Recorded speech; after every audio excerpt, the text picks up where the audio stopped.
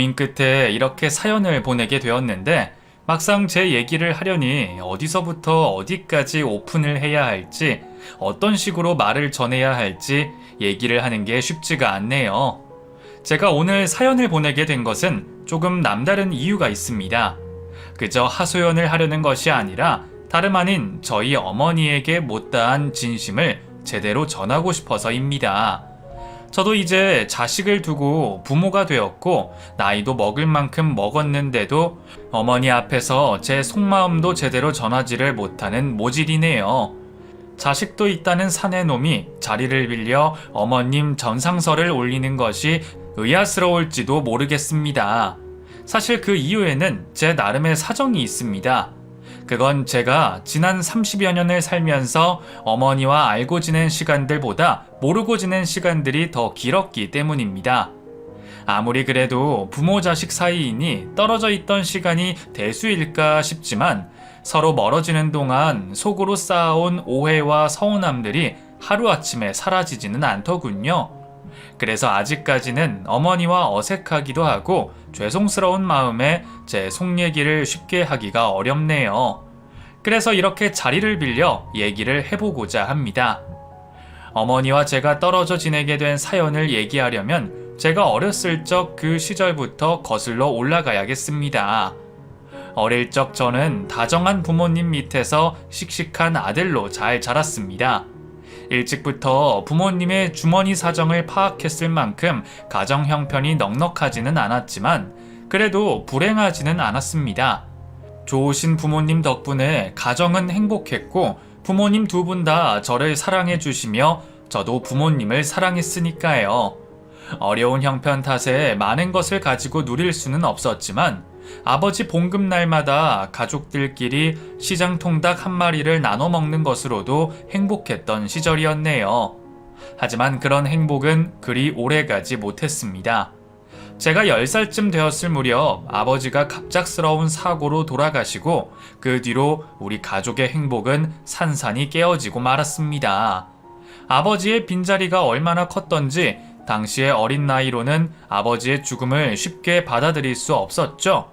어머니도 마찬가지셨을 겁니다. 저희에게 다정했던 아버지셨으니 어머니 역시 남편의 죽음을 감당하기 어려우셨을 것이고 어린 자식을 두고 앞날이 캄캄하셨을 겁니다. 그래도 어머니는 저를 보며 괜찮다 말해주셨고 저는 그런 어머니의 말을 굳게 믿으며 괜찮아질 거라 믿을 수밖에 없었습니다. 하지만 가장의 빈자리는 누구도 쉽게 채울 수가 없었고 그 후로 어머니와 저는 무척이나 어렵게 살아야만 했습니다. 아버지가 계실 적에도 늘 빚 걱정에 돈 걱정하던 형편이었는데 아버지가 돌아가신 뒤로는 집안의 가세는 완전히 기울 수밖에 없었습니다. 어머니가 어린 제게 그런 말씀을 하지는 않으셨지만 여기저기 돈을 빌리시고 옆집 아주머니와 돈 때문에 실랑이를 했던 일도 기억이 납니다. 그 시절 빚이 얼마나 있었는지 상황이 어땠는지는 모르겠지만 그 나이에 제가 돈 걱정을 할 정도였으면 상황이 훨씬 더 심각했을지도 모르겠습니다. 그랬던 사정 탓에 어머니는 아버지가 돌아가신 충격을 다 견디기도 전에 일을 나가셔야 했고 저는 어머니가 일을 나가신 빈 집을 지키며 혼자 있는 것이 일상이 되어갔습니다. 그래도 그 시절이 좋았다고 하면 철없는 저의 투정일까요? 정말로 철이 없었던 저는 그런 어머니를 더 힘들게 했던 것 같습니다. 아버지가 떠난 이후로 어머니에 대한 애착이 더 강해졌던 저는 10살이나 되었으면서도 혼자 있기를 싫어했습니다. 그래서 어머니가 난감해 하실 것을 알면서도 학교를 가지 않고 어머니 일터를 따라가면 안 되냐 졸라대기도 했었죠. 엄마, 나 그냥 학교 안 가고 엄마 따라가면 안 돼? 뭐? 학교는 가야지. 그게 무슨 소리야? 너 개근상 안 받을 거야? 공부 안 할 거야? 나 혼자 있기 싫단 말이야. 그냥 엄마 따라갈래. 진호야, 엄마 놀러 가는 거 아니야. 엄마 일하러 가는 거야. 그런데 네가 따라가면 엄마가 어떻게 일을 해? 나 가서 얌전하게 있을게. 말썽 안 부릴게. 그러니까 따라가게 해줘. 응? 이진호, 너 자꾸 이러면 엄마 정말 힘들어? 안 그래도 엄마 죽겠는데 너까지 왜 이래 정말? 너 이제 어린애 아니잖아. 10살이나 먹었으면서 언제까지 철없이 굴래? 너 자꾸 이러면 할머니한테 보낼 거야? 저 때문에 아침마다 한참 벌어졌던 실랑이는 매번 저를 할머니 댁이나 친척 집에 보내겠다는 어머니의 협박으로 끝이 났고, 저는 그런 어머니의 최후 통첩을 듣고 나서야 울면서 학교를 가곤 했습니다. 어머니도 그런 말씀을 하는 것이 진심이 아닐 거라 믿고 싶지만, 어렸던 저는 그런 말을 들을 때마다 늘 가슴이 철렁하곤 했습니다. 아버지가 돌아가신 뒤로 주변 어른들이 어머니에게 너무 이른 나이에 과부가 되었다며 재혼하라는 말들을 귀담아 듣고 있던 저는 정말로 엄마가 나를 버리고 떠나는 게 아닐까 걱정하기도 했었으니까요. 그리고 그런 일은 머지않아 정말로 현실이 되고 말았습니다. 아버지가 떠나시고 2년 동안 어머니는 홀로 저를 키우셨고, 지금의 저보다 어렸던 그 나이의 여자로서 그런 삶은 무척이나 고되고 힘드셨을 겁니다. 어머니는 남편 없이 홀로 버텨야 하는 삶이 많이 지치셨던지 이전에는 드시지도 못하셨던 술을 드시고 저 몰래 숨죽여 우시곤 하셨습니다. 아주 늦은 밤 제가 깊이 잠들어야 했을 시간, 어린 자식을 재워두고 식탁에 앉아 훌쩍거리며 목으로 소주를 넘기시던 어머니의 모습을 저도 잘 기억하고 있었습니다. 어머니도 고단하고 아픈 몸을 달래려면 술기운이라도 빌리셔야 하셨던 모양입니다. 그리고 그렇게 남몰래 버티시던 어머니는 결국 저를 포기하고 재혼을 선택하셨습니다. 언제 어디서 누굴 만나 인연이 되셨는지 그런 것은 제가 모르지만 엄마는 제게 긴 설명 없이 저를 친할머니에게 맡기셨습니다. 차라리 제대로 설명이라도 해주셨더라면 제가 조금이라도 이해를 했었을까 모르겠지만 저는 별다른 말 없이 할머니에게 맡겨지며 그대로 어머니와 생이별을 하게 되었습니다. 어린 자식 앞에서 긴 설명을 하기 어려우셨을 어머니의 심정을 지금은 이해를 하지만 당시로서 저는 어머니에게 큰 배신을 당한 기분이었습니다. 진호야, 너는 이제 할머니랑 살 거야. 엄마는 이제 진호랑 같이 못 살아. 그러니까 몸 건강하고 공부 잘하고 있어. 알겠지? 어디 가는데? 엄마 놔두고 어디 가는데? 엄마는 돈 벌러 가야지. 엄마가 형편이 안 돼서 진호 너를 더 키울 수가 없어. 그러니까 이제는 할머니랑 지내야 해. 엄마, 나 데리러 올 거지? 돈 많이 벌면 우리 같이 살 수 있는 거지. 잘 지내, 진호야?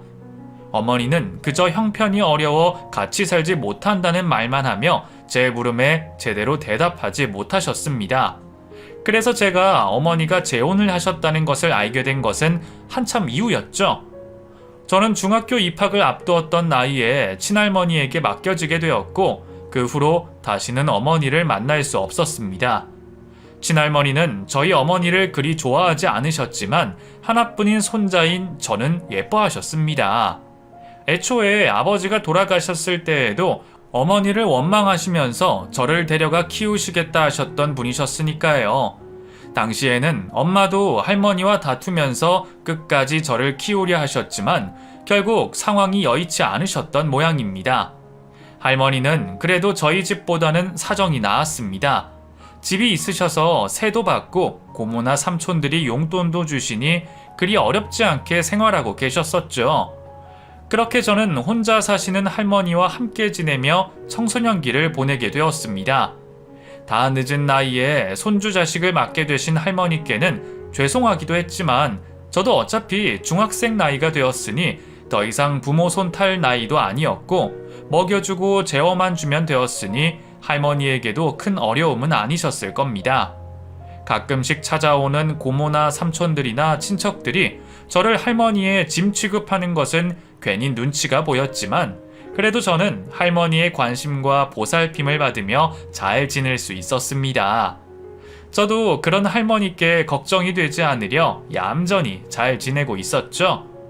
제가 거기서 말썽 부리지 않고 문제없이 잘 지내야 엄마에게 누가 되지 않을 거라는 생각에 저는 시키지도 않은 집안일을 하고 공부도 열심히 하며 얌전히 엄마를 기다리고 있었습니다. 하지만 엄마는 그 후로 한 번도 저를 찾아오지 않았고 연락도 하지 않았습니다.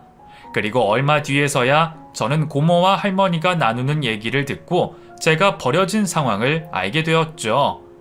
그럼 올케는 그 뒤로 연락 없어? 당연히 없지 그럼. 이제 걔가 연락 올 일이 뭐가 있어. 진호도 내내 지 엄마 연락 기다리는 것 같던데 내가 일부러 아무 말도 안 했다. 아무리 그래도 자기 자식 맡겨놓고 그게 되나? 언제는 진호 포기 못한다 난리를 치더니 결국 재혼을 했네. 이런 거 보면 올케도 되게 모진 데가 있어. 아유 그럼 다른 집에 시집 갔으면서 그냥 가고였겠어? 그리고 했어도 내가 못하게 했겠지. 그러는 편이 애미한테나 진호한테나 맞는 거지. 이제 각자 알아서 제 살 길 찾아야지 어쩌겠어. 그제서야 어머니가 나를 버리고 다른 아저씨와 재혼을 했다는 것을 알게 되었던 저는 태어나서 처음 느껴보는 분노와 배신감을 느껴야 했습니다. 남들이 재혼하라고 할 때마다 내 걱정을 하던 어머니의 말들은 결국 다 가식이었던 건지 멀쩡한 아들 버려두고 새 살림을 차린 어머니를 이해할 수가 없었습니다. 가장 믿었던 사람에게 배신을 당한다는 것은 평생 지울 수 없는 상처가 될 수밖에 없었고 그 한 번의 일로 누구보다 어머니를 사랑했던 제 마음은 하루아침에 증오가 되어 평생 원망하게 만들었습니다. 그때는 어디라도 그런 심정을 털어놓고 위로받고 싶었지만 저는 누구에게도 말을 할 수 없었습니다. 할머니가 유일한 기댈 곳이었지만 할머니 앞에서 어머니 얘기를 꺼낼 수는 없었으니까요. 저는 그저 아무것도 모르고 씩씩하게 잘 자라는 것처럼 학생의 본분을 다하는 수밖에 없었고 결국 털어놓지 못한 증오는 점점 쌓여 더 커질 수밖에 없었습니다. 그래도 저는 할머니 덕분에 크게 엇나가지 않을 수 있었고 저를 챙겨주시는 할머니를 제 유일한 가족이라 생각하고 지냈습니다. 그렇게 할머니와 단 둘이 별일 없이 지내던 어느 날 저희 집에 큰 일이 벌어지고 말았습니다. 옥탑방 세입자가 무심코 던진 담배꽁초가 불씨가 되어 한밤중에 집에 불이 나고 말았었죠. 모두 다 잠든 시간이라 저와 할머니 역시 깊은 잠에 빠져 있었고 제가 잠에서 깨어났던 것은 이미 불이 집 안으로 번진 이후였습니다. 제가 급히 정신을 차리고 할머니를 구하려 했지만 연기가 잔뜩 끼어있는 집 안에서 움직이는 것조차 쉬운 일이 아니었습니다. 저는 할머니를 찾지도 못하고 바닥을 더듬거리며 울부짖고 있을 수밖에 없었죠. 다행히 누가 신고를 했던 건지 소방대원들이 제 시간에 일찍 도착해 주셨고 저와 할머니는 큰 탈 없이 빠져나올 수 있었습니다. 하지만 이미 고령이셨던 할머니는 그리 상태가 좋지 못하셨죠. 연기를 많이 들이마시셨는지 의식이 없으시던 할머니는 곧장 병원으로 실려가셨고 그 후로 할머니는 오랫동안 병원 신세를 지셔야만 하셨습니다. 그 일로 저는 할머니를 제대로 지켜내지 못했다는 죄책감에 시달릴 수밖에 없었습니다. 친척들도 은근히 제 탓을 하는 것처럼 느껴졌고 이러다 혹시 할머니가 돌아가시는 건 아닌가 싶어 매일 불안할 수밖에 없었죠. 그때 저와 할머니를 구해주셨던 소방관 아저씨가 병문안을 오셨습니다. 그분께 꼭 감사 인사를 드리고 싶다고 생각했었는데 할머니가 아프시고 정신이 없어서 먼저 찾아뵙지도 못했거든요. 아저씨, 저랑 할머니 구해주셔서 정말 감사합니다. 제가 나중에 이 은혜 꼭 갚을게요. 소방관이 사람 구하는 게 당연한 거지. 은혜는 무슨. 불 속에서 구한 건 나지만 이제부터는 네가 할머니를 돌봐드려야지. 진호니가 할머니 옆을 잘 지켜드려. 제가 아버지가 없어서 그런지 아니면 기댈 어른이 없었어서 그런지 저는 잘 알지도 못했던 그 소방관 아저씨께 큰 위로를 받았습니다. 목숨을 걸고서 저와 할머니를 살려주시고 걱정하는 저를 다독여주시는 그분이 참 감사하고 멋있었죠. 아마 그때의 계기로 제가 처음으로 소방관이 되고 싶다고 생각을 했던 것 같습니다.